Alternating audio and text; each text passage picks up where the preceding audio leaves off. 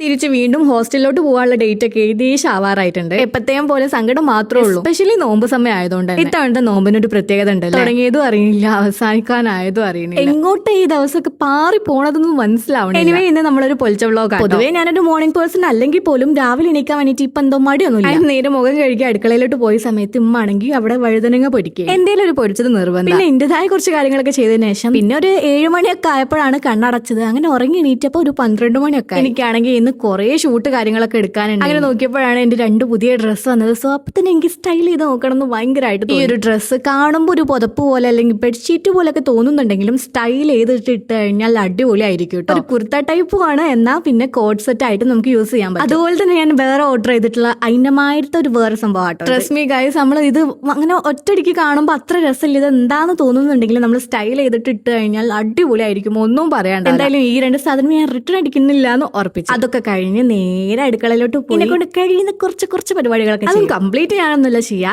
ഈ പകുതി അമ്മച്ചിയൊക്കെ ചെയ്തു വെച്ചിട്ടുണ്ടാവും. അതിൽ പോയിട്ട് കൈയിട്ട് വാരി അങ്ങനത്തെ കളി കളിക്കൂലേ, ആ സംഭവമാണ് ഞാൻ മെയിനായിട്ട് കളിക്കുക. എന്നാലും എന്നെ കൊണ്ട് ചെയ്യാൻ പറ്റണതൊക്കെ ഇത്രയൊക്കെ തന്നെയല്ലേ ഉള്ളൂ. അങ്ങനെ നോമ്പ് തുറക്കാൻ വേണ്ടിയിട്ട് ഫ്രൂട്ട്സും സമൂസയും പൂരിയും പത്തിരിയും പിന്നെ ഇറച്ചിക്കറി ആയിട്ടുള്ളത്. എനിവേ അൽഹംദുലില്ലാ അങ്ങനെ നോമ്പ് തുറന്നു. എന്റെ മനസ്സിൽ ഒരു സങ്കടം എവിടോ കിടക്കുന്നുണ്ട്. വേറൊന്നുമില്ല, തിരിച്ച് ഹോസ്റ്റലിലോട്ട് പോണത് ആലോചിച്ചിട്ട് തന്നെയാണ്. അതിന് മുന്നേ നമുക്ക് ഒരുപാട് കാര്യങ്ങൾ ചെയ്തു തീർക്കാനും ഉണ്ട്.